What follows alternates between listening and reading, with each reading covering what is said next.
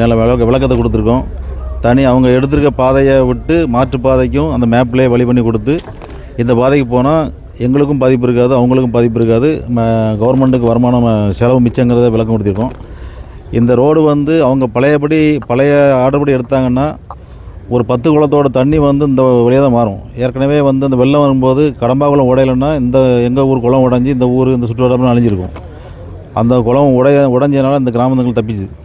இப்போவும் நாங்கள் வருஷம் 10 லட்ச ரூபா செலவு பண்ணி அந்த வடிகால் பாயமானங்கள் எல்லாம் எங்கள் சங்கம் சார்பாகவே நாங்கள் க்ளீன் பண்ணி தூர்வாரிட்டு இருக்கிறனால தான் மற்ற கிராமங்கள் தண்ணி வடிஞ்சு இந்த பக்கம் அந்த பக்கம் ஒரு சுற்றுவட்டத்தில் ஒரு 10 கிராமங்கள் விவசாயம் செழிப்பாக நடந்துக்கிட்டு இருக்குது.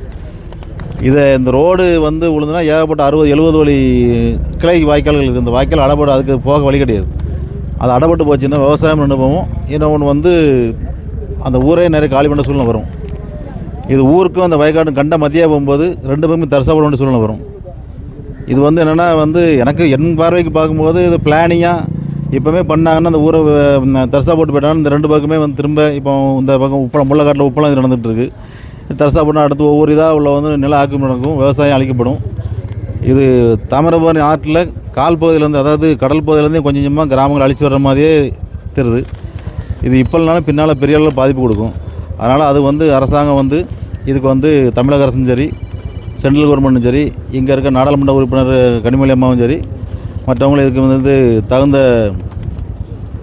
நடவடிக்கை எடுத்து அதை மாற்றுப்பாதையில் செல்றதுக்கு வழிவகுக்கணும். இவங்க நாங்கள் மேலே அனுப்பியிருக்கோம். திரும்ப இங்கே இந்த மனு அனுப்புகிறோம். திரும்ப ஒரு விசாரணை கூப்பிடணும்னு சொல்லியிருக்காங்க. அது இன்னும் போக இவங்க ஸ்லோ பண்ணுற மாதிரி தெரியுது. இது நாங்கள் இன்னும் அடுத்த கூட்டம் போட்டு எலெக்ஷனை புறக்கணிக்கணும். அந்த மாதிரி இப்போ நாங்கள் இந்த தடவை மூலக்கரை எங்கள் உப்படி சங்கத்துலேருந்து மூலக்கரை ஒரு எலெக்ஷன் புறக்கணிச்சோன்னா அது இருப்பாங்க. மற்ற சுற்றுலாப்பாதையும் பார்த்து பேசி எடுத்து தேவை கண்டிப்பாக இதுக்கு ஒரு எலெக்ஷனுக்குள்ள ஒரு தீர்வு சொல்லணும்னா கண்டிப்பாக புறக்கணிப்பு இருக்கும். அடுத்த கட்ட போராட்டங்கள் போகக்கூடாதுன்னு நினைக்கும். ஏன்னா நாங்கள் இடத்த எடுக்க வேண்டாம்னு சொல்லலை. மாற்று வழி பாதை எங்களுக்கு பாதகம் இல்லாமல் இருக்குங்க. விவசாயங்கிறத கவர்மெண்ட்டு அதுக்கு கொடுக்கும் இது கொடுக்கும்னு சொல்கிறாங்க. விவசாயம் அழிக்கணும் போது பாதை இருக்குது. அதில் யாருக்குமே பாதிப்பு கிடையாது. விவசாயத்துக்கும் பாதிப்பு கிடையாது, விவசாயம் பாதிப்பு கிடையாது, எந்த ஊர் மக்களையும் பாதிப்பு கிடையாது. அந்த வழியில் பிளானே போட்டு கொடுத்துருக்கோம். அந்த மேப் இருக்குதா? மேப் யாரும் உங்களுக்கு போனாலும் கொடுத்துப்பான்னு நினைக்கிறேன். சரிங்களா? அதனால் அதை பரிசீலனை பண்ணலாம். கண்டிப்பாக அது ஆமாம். எலெக்ஷன் ஒரு நாள் தானே? இல்லை, எலெக்ஷன் போடுற ஒரு நாள் தானே. அந்த ஒரு நாள் புறக்கணிப்பு எங்களுக்கு போகல. 30 நாள் பிரச்சாரம் பண்ணி எல்லாம் பண்ணிட்டு ஊருக்கு போட்டு எல்லாம் பண்ணிட்டு ஓட்டு போடுற அன்றைக்கி நாங்கள் ஊரில் எங்கள் ஊரில் பூத்து மூலக்கரில் தான் பூத்து இருக்குது.